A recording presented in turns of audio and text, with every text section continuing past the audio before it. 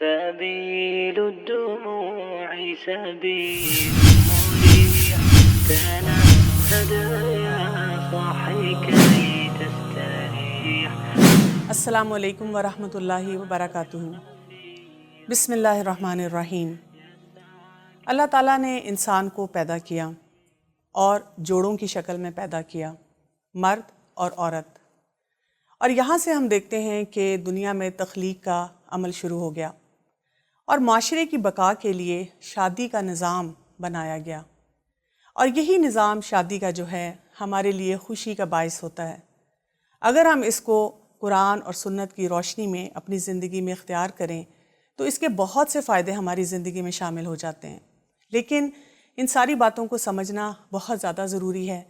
پہلے قرآن میں اللہ سبحانہ تعالیٰ نے ہمیں کیا بتایا، پھر اس کے مطابق احادیث کا مطالعہ کرنا، اور پھر یہ بھی دیکھنا کہ آج کل کی سوسائٹی میں رہتے ہوئے ہم ان تمام چیزوں کو اپنے اندر شامل کیسے کریں، اپنی زندگی میں کیسے لے کے آ سکیں.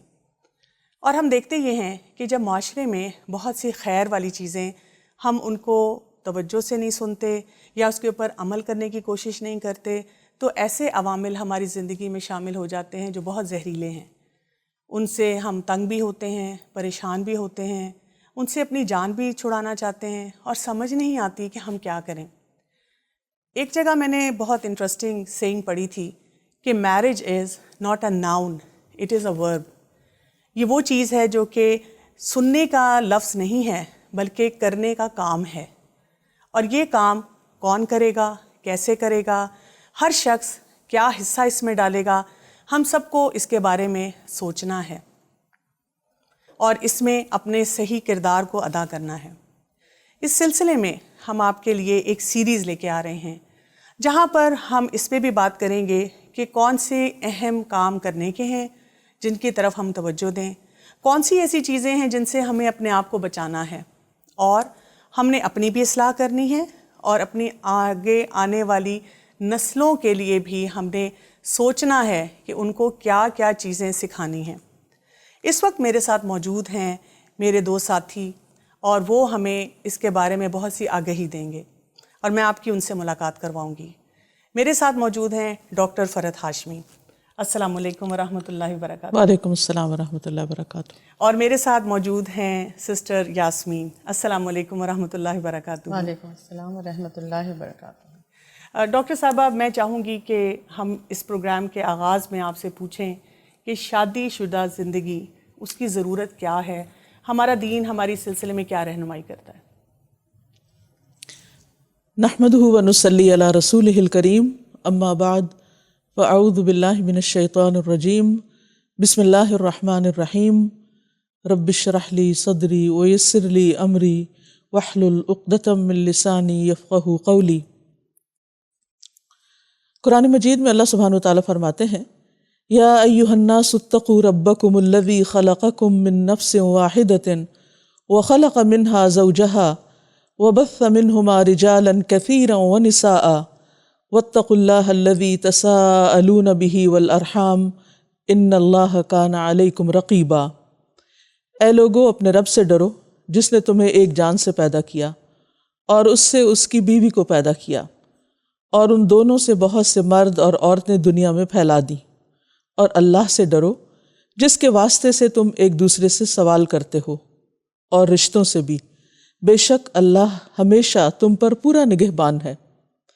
اس آیت سے ہمیں یہ پتہ چلتا ہے کہ اللہ سبحانہ تعالیٰ نے جب آدم علیہ السلام کی تخلیق کی تو اسی وقت اس کے بعد سب سے پہلا انسان جو تخلیق کیا وہ ان کا جوڑا یعنی ان کی بیوی تھی، حوا علیہ السلام. اس طرح نسل انسانی کا آغاز ہوا. اس سے ہمیں پتہ چلتا ہے کہ شادی کا جو انسٹیٹیوشن ہے یا شادی کا جو رشتہ ہے یا مرد اور عورت کے درمیان جو ایک جائز اور حلال رشتہ ہے وہ شادی کا ہی ہے. اور جب انہیں اللہ تعالیٰ نے جنت میں بسایا تو اس وقت بھی فرمایا، قلنا یا آدم اسکن انت وزوجک الجنہ، کہ ہم نے کہا اے آدم تم اور تمہاری بیوی جنت میں رہو. اگر ہم دیکھیں تو انسان کے علاوہ باقی بھی جتنی مخلوقات ہیں ان کو بھی اللہ تعالیٰ نے جوڑوں میں پیدا کیا. نہ صرف یہ کہ جانوروں کو بلکہ دیگر مخلوقات کو بھی. اور یہ چیز بالکل ایک فطری سی چیز ہے کہ انسان کے لیے تنہا زندگی سے زیادہ پروڈکٹیو اور اہم اور مفید اور خوشگوار زندگی اس وقت ہو سکتی ہے جب وہ ایک جوڑے کی شکل میں کام کرتا ہے. اللہ تعالیٰ فرماتے ہیں کہ وہ آسمانوں اور زمین کا پیدا کرنے والا ہے. اس نے تمہارے لیے تمہارے نفسوں سے جوڑے بنائے اور جانوروں سے بھی جوڑے بنائے. وہ تمہیں اس جہان میں پھیلاتا ہے. یعنی اللہ تعالیٰ نے نہ صرف یہ کہ انسانوں میں بلکہ جانوروں میں بھی یہ عمل پیدا کیا. پھر یہ کہ جوڑے کا جو کانسیپٹ ایک انسان کے لیے رکھا اس کو نکاح کے رشتے میں باندھا گیا. یعنی نکاح کرنا ضروری قرار دیا گیا. نہ صرف یہ کہ عام انسانوں کے لیے بلکہ انبیاء کے لیے بھی. یعنی شادی کو انبیاء کی سنت قرار دیا گیا. قرآن پاک میں اللہ تعالیٰ فرماتے ہیں وَلَقَدْ أَرْسَلْنَا رُسُلًا مِّن قَبْلِكَ وَجَعَلْنَا لَهُمْ أَزْوَاجًا وَذُرِّيَّةً. بے شک ہم نے آپ سے پہلے جو رسول بھیجے ان کے لیے بیویاں اور بچے بنائے. نبی صلی اللہ علیہ وسلم نے بھی نکاح کو اپنی سنت قرار دیا. النکاح من سنتی، کہ نکاح میری سنت ہے اور جو میری سنت پر عمل نہیں کرتا وہ مجھ سے نہیں. شادی ایمان کی تکمیل کا ذریعہ ہے. آپ صلی اللہ علیہ وسلم نے فرمایا کہ جب کوئی شخص نکاح کر لیتا ہے تو وہ اپنا دین آدھا دین مکمل کر لیتا ہے. لہٰذا اسے چاہیے کہ باقی آدھے دین کے بارے میں اللہ سے ڈرتا رہے. رسول اللہ صلی اللہ علیہ وسلم نے یہ بھی فرمایا کہ جو شخص اللہ کے لیے کچھ دے اور اللہ کے لیے کوئی چیز روکے اور اللہ کے لیے محبت کرے، اللہ کے لیے بغض رکھے اور اللہ کے لیے نکاح کرے تو اس نے اپنا نکاح، اپنا ایمان مکمل کر لیا. گویا نکاح ایمان کو مکمل کرنے کا بھی ذریعہ ہے اور اسی کی طرف ترغیب دی گئی. اور نبی صلی اللہ علیہ وسلم نے ایک مرتبہ ام مبشر بنت برا بن معرور کو نکاح کا پیغام بھیجا تو انہوں نے کہا کہ میں نے اپنے شوہر سے شرط لگائی تھی کہ میں تمہارے بعد کسی سے شادی نہیں کروں گی. تو آپ صلی اللہ علیہ وسلم نے فرمایا کہ یہ شرط صحیح نہیں ہے. یعنی عورت کا اپنے شوہر سے یہ شرط لگانا کہ وہ اس کے بعد کسی سے شادی نہیں کرے گی، یہ دینی اعتبار سے درست طریقہ نہیں ہے. تو اس سے یہ پتہ چلتا ہے، ان تمام آیات اور احادیث سے یہ بات سامنے آتی ہے کہ شادی کرنا ہمارے دین میں نہایت ضروری ہے. یہ ایک فطری عمل ہے، ایمان کو مکمل کرنے والی چیز ہے، انبیاء علیہم السلام کی سنت ہے. اور بہترین لوگ وہ ہیں کہ جو انسان کے اس تعلق کو، یعنی انسانی ضرورت کو شادی کے ذریعے پورے کرتے ہیں اور حلال اور جائز طریقے اختیار کرتے ہیں. اور نہ صرف یہ کہ مردوں کے لیے بلکہ عورتوں میں بھی جو عورتیں جن کو کامل بتایا گیا وہ سب بھی شادی شدہ تھیں سوائے مریم بنت عمران کے، لیکن وہ بھی حمل اور پیدائش وغیرہ کے مراحل سے گزری. تو ایک مرد ہو یا ایک عورت ہو، اس کی تکمیل تب ہوتی ہے، اس کی انسانیت کی تکمیل، اس کے ایمان کی تکمیل اس وقت ہوتی ہے کہ جب وہ نکاح کے عمل سے گزرتا ہے. اسی طرح دنیا کی بہترین متاع ایک نیک عورت کو بنایا گیا.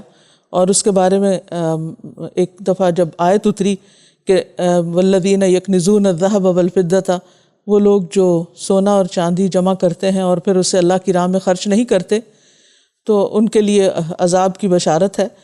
تو صحابہ نے جب یہ آیت سنی تو آپ نے عرض کیا کہ اللہ کے رسول صلی اللہ علیہ وسلم، اگر ہم سونا چاندی جمع نہ کریں تو پھر کون سا مال اپنے پاس رکھیں؟ یعنی سب سے بہترین چیز کیا ہے جو ہم اپنے لیے جمع کریں؟ تو آپ نے فرمایا ذکر کرنے والی زبان، شکر گزار دل اور مسلمان بیوی جو انسان کے ایمان پر اس کی مدد کرنے والی ہو. یعنی اسے دنیا کی بہترین متاع اور بہترین دولت قرار دیا گیا. آپ صلی اللہ علیہ وسلم نے ایک جگہ یہ بھی فرمایا کہ یہ دنیا فائدہ اٹھانے کی چیز ہے اور اس میں سب سے بہترین متاع نیک عورت ہے. اور نکاح کرنے کو باعث اجر قرار دیا گیا. نکاح نہ کرنا، تبتل کی زندگی اختیار کرنا، رہبانیت کی زندگی اختیار کرنا، اس کو ناپسندیدہ قرار دیا گیا. حضرت عائشہ کہتی ہیں کہ رسول اللہ صلی اللہ علیہ وسلم نے ترک نکاح کی ممانعت فرمائی ہے. پھر اسی طرح حضرت انس سے مروی ہے کہ آپ صلی اللہ علیہ وسلم نکاح کرنے کا حکم دیا کرتے تھے اور جو اس سے منہ پھیرتا اس کے لیے ناراضگی کا اظہار کیا کرتے تھے. اور آپ فرماتے کہ محبت کرنے والی اور بچے پیدا کرنے والی عورت سے شادی کیا کرو، کیونکہ میں قیامت کے دن دیگر انبیاء پر تمہاری کثرت کی وجہ سے فخر کروں گا۔ پھر اسی طرح یہ بھی ہے کہ شادی نہ کرنے والا نبی صلی اللہ علیہ وسلم کی سنت اور آپ کے طریقے سے منہ موڑنے والا ہے۔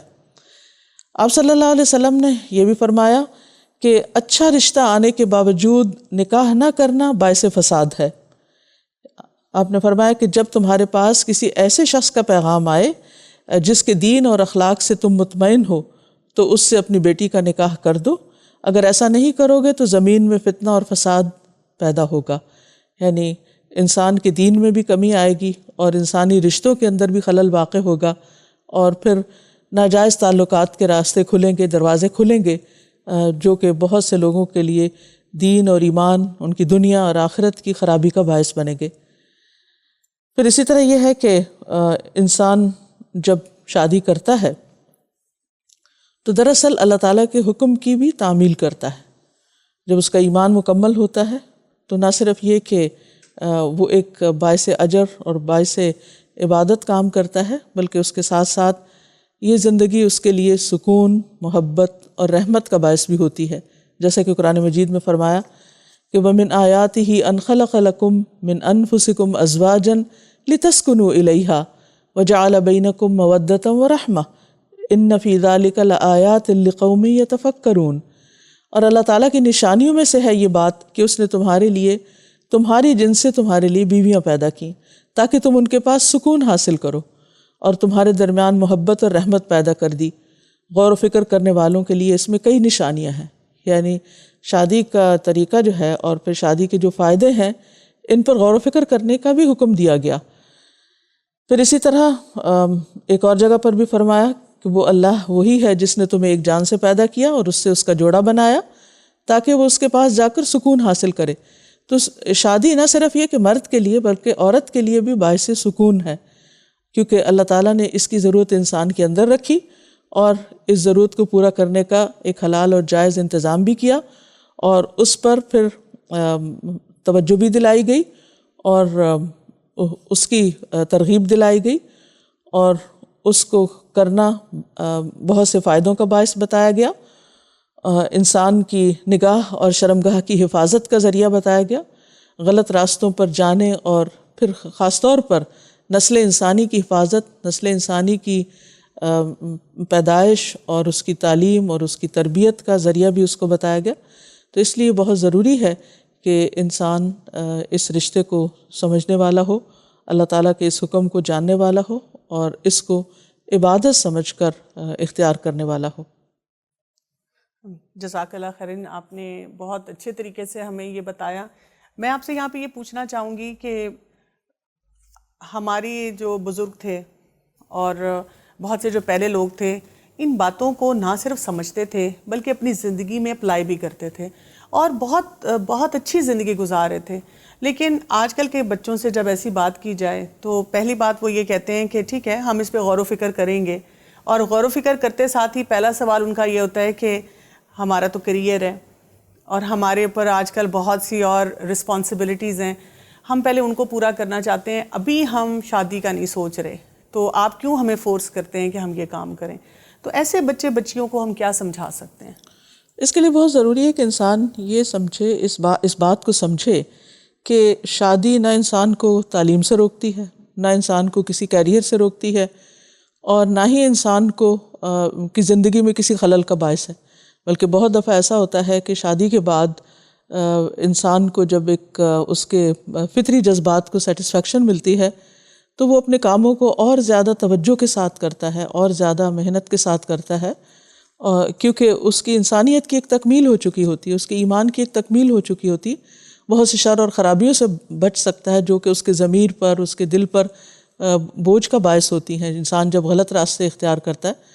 تو جہاں کیریئر اور تعلیم اور باقی چیزیں وہ اپنی ذمہ داری سمجھتا ہے، وہاں شادی بھی ایک بہرحال ایک دینی اخلاقی ذمہ داری بھی ہے، اور ضروری نہیں کہ ایک ذمہ داری ادا کرنے سے دوسری ذمہ داری انسان ادا نہ کرے، انسان اپنی زندگی کے اندر ایک ایسا طریقہ اختیار کرے کہ سب کو ان کے حقوق دے، کوئی بھی چیز جب اعتدال سے بڑھ جاتی ہے، یعنی کسی بھی ایک چیز پر جب انسان کا فوکس زیادہ ہو جاتا ہے کہ وہ اپنے کیریئر کو ہر چیز سمجھنے لگتا ہے اور باقی انسانی رشتوں کو اور باقی ضروریات کو اگنور کر دیتا ہے، پیچھے ڈال دیتا ہے، تو ایسی زندگی جو ہے وہ انسان کے لیے دنیا اور آخرت دونوں اعتبار سے نقصان دہ ہے۔ آپ بالکل صحیح کہہ رہی ہیں جو آپ نے کہا نا کہ وہ اس کو پیچھے ڈال دیتا ہے، تو آپ دیکھیں کہ پیچھے تو رہتی نہیں ہے، کیونکہ یہ ایک اللہ تعالیٰ نے جذبہ ہمارے اندر رکھا ہوا ہے، ایک ڈیزائر رکھی ہوئی ہے۔ آپ دیکھیں آج کل اکثر اسکولوں میں مختلف، اگر ہم ممالک میں دیکھیں، شہروں میں دیکھیں، کلاس 2-3 کے بچے جو ہیں وہ ایک دوسرے کو لو لیٹر لکھ رہے ہوتے ہیں۔ تو یعنی کہ ہمارے یہاں پہ جو فحاشی اور عریانی اور میڈیا ایکسپوجر اتنا ہو چکا ہوا ہے، ایک ہم نے وہ جو اللہ تعالیٰ نے ایک حلال راستہ بتایا تھا صرف اسی کو روک دیا اور باقی سب چیزوں کو ویسے ہی رہنے دیا۔ تو آپ بھی کچھ پوچھنا چاہیں گی؟ بالکل، مجھے بس یہی ہوتا ہے کہ ڈاکٹر فرحت کہ کس عمر کے مطلب لڑکے یا لڑکیاں ہوں کہ جب ہم سوچیں کہ they are suitable for marriage, کیونکہ پہلے زمانے میں جیسے ہم دیکھتے ہیں کہ چھوٹی چھوٹی عمروں میں شادیاں کر دی جاتی تھیں، لیکن اس سے مجھے ایسے لگتا ہے کہ سم ہاؤ وہ زیادہ جلدی ایڈجسٹ ہو جاتے تھے، لیکن اس وقت زیادہ اتنا تعلیم کا رجحان نہیں تھا، بچیاں یا میٹرک پاس بھی ہو جاتے تھے تو وہ کافی ہو جاتا تھا۔ لیکن اب ہم اس آج کے دور میں کس سٹیج میں بچے ہوں کہ ہم کہیں کہ دے شوڈ گیٹ میرڈ، یعنی کہ لڑکے اور لڑکیوں دونوں کے حوالے سے؟ بلوغت کی عمر کو جب بچے پہنچتے ہیں اور ان کے اندر ایک فطری ڈیزائر پیدا ہو جاتی ہے اور پھر کسی حد تک وہ اس ذمہ داری کو پورے کرنے کے قابل بھی ہو جاتے ہیں، تو اس میں ان کی شادی کر دینی چاہیے، کیونکہ جیسا کہ ابھی ہم نے پڑھا کہ جب کسی کے پاس ایسا رشتہ آئے کہ جس کے اخلاق اور جس کے دین سے تم مطمئن ہو تو انکار نہ کرو۔ بالکل، یعنی اگر لڑکی شادی کے قابل ہوگی تو تبھی کوئی رشتہ آئے گا، تو ایسی صورت میں پھر انکار کرنا جو ہے وہ فساد اور بگاڑ کا باعث بنے گا۔ باقی جہاں تک لڑکیوں کی تعلیم کا تعلق ہے تو اس میں شادی کے بعد بھی تعلیم جاری رکھی جا سکتی ہے، اور بچے جیسا آپ نے بہت اہم بات کی کہ جب ارلی ایج میں شادی ہوتی ہے تو پھر ایڈجسٹمنٹ آسان ہوتی ہے، دونوں ساتھ گرو کرتے ہیں، دونوں ساتھ مل کر آئندہ زندگی کے پلان بناتے ہیں، اور اس میں ایک دوسرے کو برداشت کرنے کی بھی صلاحیت زیادہ ہو جاتی ہے بنسبت لیٹ شادیوں کے۔ تو اس میں ڈاکٹر فرحت آپ کے خیال سے، کیونکہ جو زیادہ تر نظر آتا ہے کہ لڑکیوں یعنی کہ لڑکیوں کی مائیں جو ہیں وہ زیادہ فکر کر رہی ہوتی ہیں بنسبت لڑکے کی ماؤں کے، وہ سم ہاؤ لڑکوں کی ماں جو ہوتی ہے وہ زیادہ اس چیز میں ہوتی ہیں کہ پہلے بچے اپنے پاؤں پہ کھڑے ہو جائیں، تو اس میں پھر اس میں وہ تقریباً 30 سال تک ہو جاتے اپنے پاؤں پہ کھڑے ہوتے، 30-32 سال کے جب ہوتے ہیں، اور پھر اس وقت جب وہ لڑکیوں کو تلاش کرتی ہیں تو 20-22 کی بچیاں جیسے پسند کرتی ہیں تو کافی ایج گروپ آ جاتا ہے۔ تو اس میں مجھے یعنی کہ ہوتا ہے کہ کیا ایسا نہیں ہونا چاہیے کہ لڑکے کی ماؤں کو کہ when they are 24-25 اور اگر ان کے گھر والے اس قابل ہیں کہ بچوں کو سپورٹ کر سکیں تو ان کی اس ایج میں شادی کرا دینی چاہیے؟ بالکل کرا دینی چاہیے، کیونکہ اگر ایک لڑکا شادی کی عمر کو پہنچ چکا ہے اور پھر والدین اس کی شادی نہیں کرتے اور وہ کسی غلط کام میں پڑ جاتا ہے تو اس کا گناہ بھی اس لڑکے کو تو ہوگا ہی، لیکن اس کے والدین کو بھی ہوگا۔ بالکل، اس لیے ہمارا دین جو ہے وہ ہمیں جو ہماری رہنمائی کرتا ہے وہ ہمارے لیے ہر چیز سے زیادہ قیمتی ہے، اور ایک مسلمان جب کسی بھی چیز کے بارے میں سوچتا ہے تو صرف دنیا کو سامنے رکھ کے نہیں سوچتا کہ دنیاوی اعتبار سے ایک لڑکا کتنا پرفیکٹ ہو چکا ہے اور کتنی عیش و عشرت، یعنی بنیادی ضروریات تک بھی ہم نہیں رہتے، بلکہ یہاں تک دیکھتے ہیں کہ کتنی عیش و عشرت وہ آنے والی لڑکی کو یا اپنے گھر کو فراہم کر سکتا ہے، تو اور اس کے لیے پھر شادی کو ڈیلے کرتے جانا، اور پھر بعض اوقات صرف رشتہ داروں کو اکٹھا کرنے پر سالوں گزر جاتے ہیں، وہ فلاں امریکہ سے آئے گا اور فلاں آسٹریلیا سے آئے گا تو پھر شادی ہوگی، اور تاخیر پہ تاخیر کرتے چلے جاتے ہیں۔ تو یہ ساری چیزیں ہم نے صرف ایک دنیاوی سوچ کے تحت، یہ صرف دنیا کو پرفیکٹ بنانے کے لیے اور شادی کو ایک انوکھی سی چیز بنانے کے لیے رکھی ہوئی ہیں، جن کا ہمارے دین سے کوئی تعلق نہیں ہے۔ مومن کی ہر بات آخرت کے سامنے رکھ کر ہوتی ہے، اور وہ اس کا ہر ڈیسیژن اپنی آخرت کو مد نظر رکھ کے ہوتا ہے کہ اس چیز کا فائدہ مجھے وہاں کیا ہوگا، اور اگر میں اس کام سے، اس حکم سے انحراف برتتا ہوں یا اعراض کرتا ہوں تو اس کا نقصان مجھے آخرت میں کیا ہوگا. اس کو سوچنا بے حد ضروری ہے. صرف دنیا کو سامنے رکھنا کافی نہیں. اور اسی وجہ سے دیکھتی ہوں کہ جتنی شادیاں تاخیر سے ہو رہی ہیں اتنے ہی مسائل بڑھتے چلے جا رہے ہیں. دیکھیں چیٹنگ سے بہت سی مائیں تنگ ہیں کہ ہمارے لڑکے چیٹنگ کرتے رہتے ہیں. تو اگر آپ ان کو گھر میں ایک حلال طریقے سے دے دیں گے چیٹ کرنے کے لیے کوئی, تو ان کے مسائل حل ہو جاتے ہیں اس طرح. اچھا ایک اور مسئلہ جو بہت بڑا آتا ہے وہ یہ ہے کہ کئی دفعہ ہمارے بچے, ہم نے ان کو جن چیزوں میں انڈیپینڈنٹ کرنا چاہیے تھا یا جہاں ان کو ذمہ داری کا احساس دینا چاہیے تھا وہاں تو دیا نہیں, لیکن اس چیز میں ہم نے اتنا ان کو انڈیپینڈنٹ کر دیا کہ وہ کہتے ہیں کہ ہم اتنی اچھے لائف سٹائل میں رہ رہے ہیں, ہم پہ کوئی پابندی نہیں, ہم آرام سے اپنی جاب کر رہے ہیں, پڑھائی کر رہے ہیں یا جو بھی لائف سٹائل گزار رہے ہیں, ہم کیوں ذمہ داری لیں. شادی کر لی تو روک ٹوک ہوگی اور بہت سے کام سنبھالنے پڑیں گے, پھر بچے ہو جائیں گے, پھر ان کی ذمہ داریوں کا بوجھ آ جائے گا. تو یہ بھی ایک سوچ جو ہے وہ بہت زیادہ ہمارے لیے پرابلم بنتی جا رہی ہے. اس کو کیسے ایڈریس کریں؟ اس میں آپ دیکھیے کہ اگر انسان یہ سمجھتا ہے کہ شادی نہ کر کے وہ آزاد ہے تو حقیقت میں وہ پھر بھی آزاد نہیں ہے. ایک مومن کی زندگی جو ہے جیسے حدیث میں بھی آتا ہے کہ الدنیا سجن للمومن, دنیا مومن کے لیے قید خانے کی طرح ہے. دنیا میں رہتے ہوئے اسے بہرحال کچھ نہ کچھ اپنی ذمہ داریاں ادا کرنی ہیں, اگر وہ ایک طرح سے نہیں تو دوسری طرح سے, اور ہر شخص اپنے اعمال کا ذمہ دار بھی ہے. اگر انسان یہ سوچے کہ وہ جو کچھ کر رہا ہے, مثلاً شادی کے بعد جو ذمہ داری وہ نبھا رہا ہے, اپنی بیوی پر خرچ کر رہا ہے یا اپنے بچوں پر خرچ کر رہا ہے, تو اس کے لیے اس کو کتنا زیادہ اجر و ثواب ہے.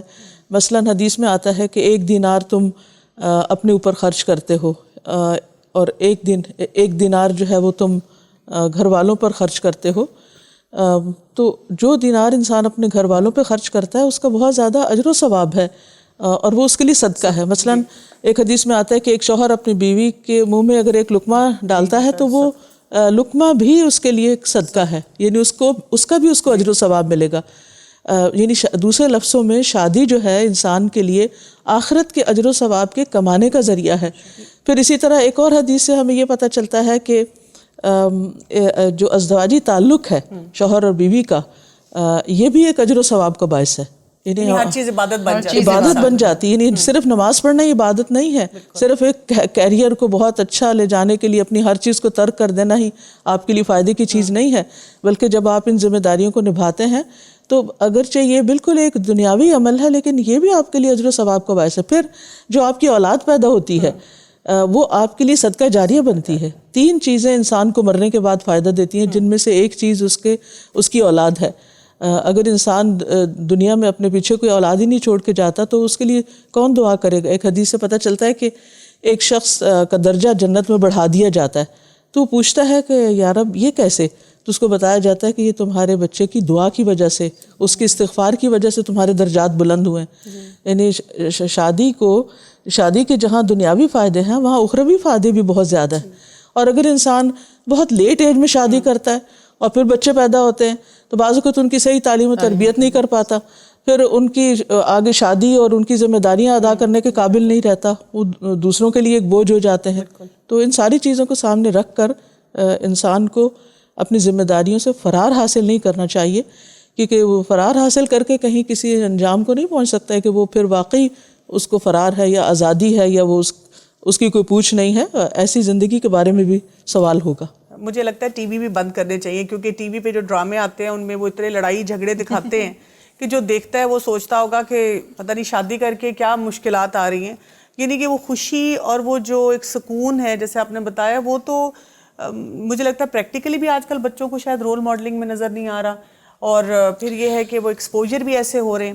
اصل میں ہمارے ہاں حلال کو مشکل کر دیا گیا, اس کی تصویر ایسی پیش کی گئی کہ لوگوں کے لیے خوف کا باعث ہے, اور حرام کو خوبصورت بنا کے پیش کیا گیا. جتنے بھی حرام ریلیشن شپس, بالکل حرام ریلیشن شپس جو ہیں ان کے اندر اٹریکشن دکھائی جا رہی ہے, اور وہ آسان بھی ہیں, ایزیلی اویلیبل بھی ہیں, اور جو حلال ہے اس کو مشکل سے مشکل بنا دی. خود شادی کے لیے ایسی ایسی شرطیں رکھ دی گئیں, اور پھر شادی کے انتظامات اور شادی کے بعد کے کاموں, ان سب چیزوں کو ایک مصیبت اور مشکل بنا کے پیش کیا جاتا ہے، اور معاشرے میں جو رسم و رواج پھیلے ہوئے ہیں ان کی وجہ سے واقعی یہ چیزیں مشکل بھی ہو گئی ہیں.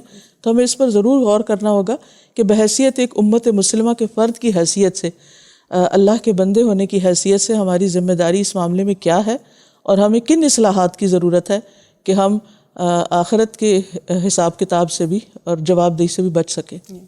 ایک اور ڈاکٹر فرحت یہ چیز ہوتی ہے کہ جو لڑکیوں کی مائیں ہیں، جب وہ بہت کہتی ہیں کہ ہاں ہمیں رشتہ دکھائیں، لیکن جب کوئی رشتہ آتا ہے تو اس وقت وہ چھوٹی چھوٹی باتوں پہ انکار کر دیتے ہیں، اور اس وقت یعنی کہ اگر وہ بچہ اپنے پاؤں پہ نہیں کھڑا یا وہ پڑھ رہا ہے یا اس کے اندر اس کے کریئر میں 1 سال یا 2 سال ہیں تو وہ کہتے ہیں کہ ابھی ہم اپنی بچوں کی شادیاں نہیں کرائیں گے. تو اس پہ آپ ذرا کہیں کہ کیا خیال ہے ماؤں کا جو کردار ہے لڑکی کی ماؤں کا، کیونکہ وہ ان کو بھی ایک یعنی کہ کمپرومائز کریں گی تو بچوں کی شادیاں ہوں گی نا. اصل میں ہم یہ سمجھتے ہیں کہ ظاہر پرست بہت ہو گیا ہے. ہم سمجھتے ہیں جو چیزیں ہمیں بظاہر فائدے کی نظر آ رہی ہیں شاید وہ ان دا لانگ رن وہی ہمارے فائدے کی ہوں.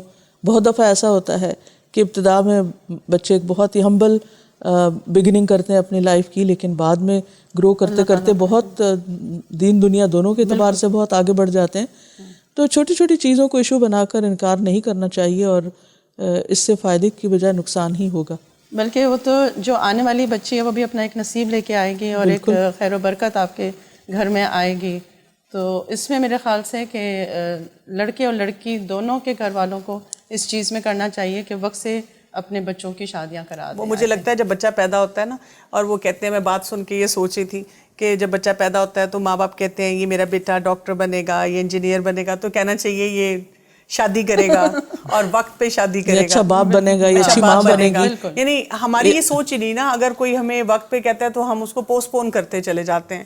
تو والدین ہونے کے ناطے بھی ہماری ایک بہت بڑی ذمہ داری بنتی ہے کہ ہم اپنے بچوں کے اس انسٹیٹیوشن کے لیے سوچیں کہ ان کو ہم حرام سے بچا سکیں.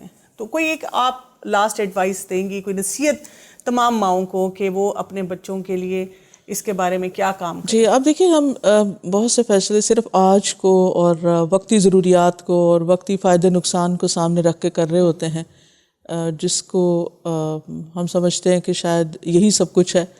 حالانکہ اگر وہ تھوڑا سا آگے دنیاوی اعتبار سے بھی سوچیں کہ اگر اپنے بچوں کی وقت پہ شادی نہیں کرتے یا صحیح انتخاب نہیں کرتے، جیسے کہ دین کو بنیاد بنانے کے لیے کہا گیا ہے اور ایمان اور تقویٰ کو، تو اس کا نتیجہ کیا ہوگا؟ کیا وہ بچوں کو ایسے ہی دنیا میں چھوڑ جائیں گے؟ ان کی اگر آئندہ کوئی نسل نہیں ہے یا ان کو کوئی لک آفٹر کرنے والا نہیں ہے یا ان کے لیے کوئی ایک گھر نہیں ہے، وہ دوسروں کی ذمہ داری بن جاتے ہیں، تو کیا ہم واقعی اپنے بچوں کو اور اپنی آئندہ نسلوں کو ایسے ہی دیکھنا چاہیں گے؟ اور نبی صلی اللہ علیہ وسلم کی امت میں جو ایک اضافے کا ذریعہ ہے شادی، کیا اس کو ہم پس پش ڈال دیں گے؟ اور اگر مثلاً سوچئے ایک بچے کا کیریئر بہت اچھا بھی ہو گیا اور وہ لاکھوں بھی کمانے لگ گیا، وہ کس کے لیے کما رہا ہے اور اس کا الٹیمیٹلی اس کا استعمال کیا ہوگا؟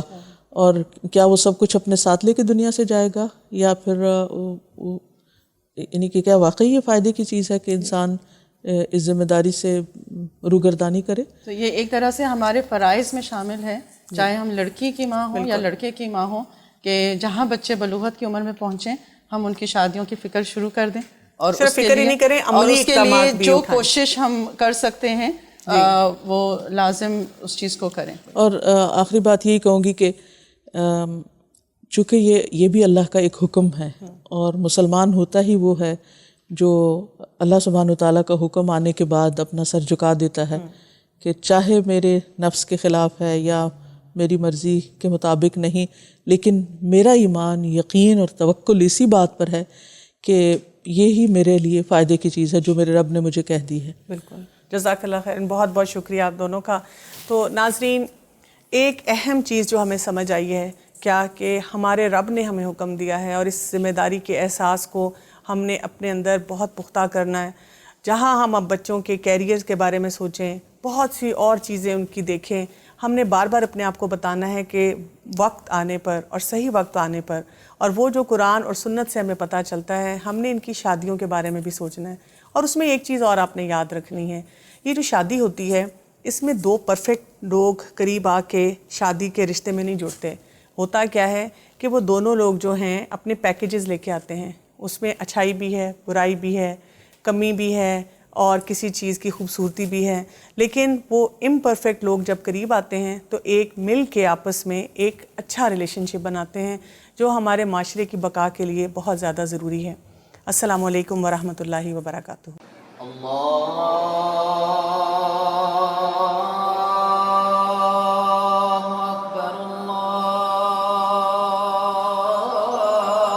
Once there were two friends, Omar and Abdullah. As they came out of the masjid, they sat down to discuss the Friday khutbah. Omar thought he wasn't ready for marriage, and neither did his parents, but little did he know what was about to happen to him.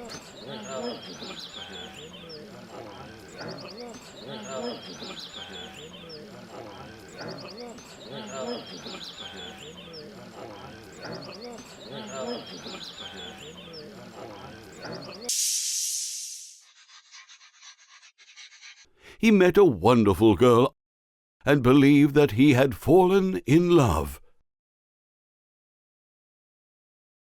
Umar regularly went out to the restaurant. Umar even took her shopping in order to buy her gifts. He thought, of course, he was in love.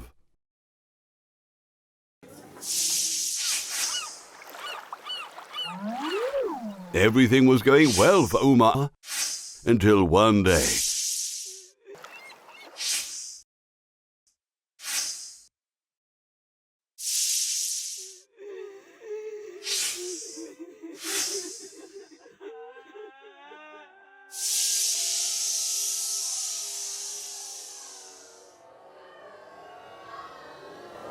He was standing in a line with Abdullah in front of him. His confusion and fear knew no bounds when he found a huge weighing scale. Soon, Abdullah's good deeds and sins started being weighed.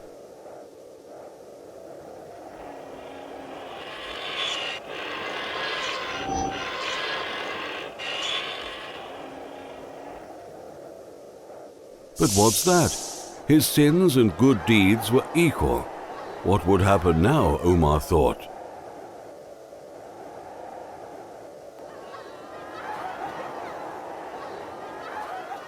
Suddenly, Umar and Abdullah saw huge bundles of good deeds falling on the balance.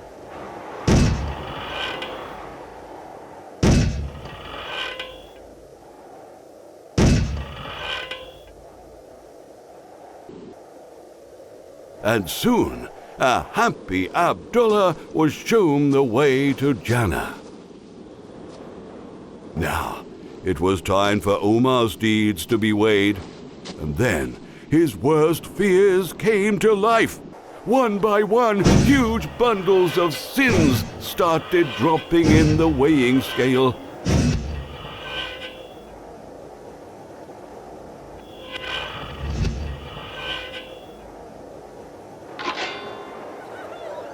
He was pleading for mercy, for forgiveness. Omar was being dragged with chains of fire to hell.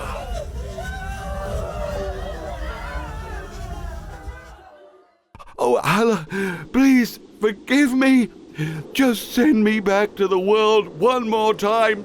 I'll be a good Muslim, I assure you. Suddenly, he woke up and found himself still in his bed.